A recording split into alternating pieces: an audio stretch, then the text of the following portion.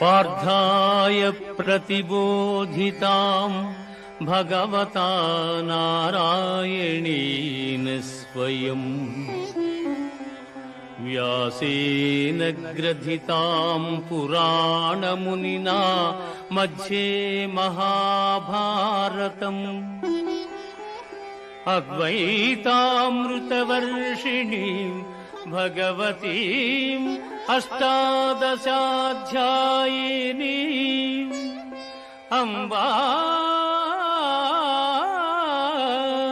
త్వామనుసందధామి భగవద్గీతే భవద్వేషిణీం భగవద్గీతే భవద్వేషిణీం.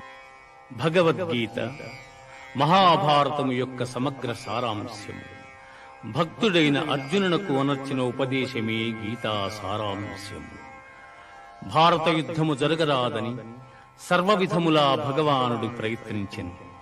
కాని ఆ మహానుభావుని ప్రయత్నములు వ్యర్థములాయను. అటు పిమ్మట శ్రీకృష్ణుడు పార్థునకు సారథి అయి నిలిచెను.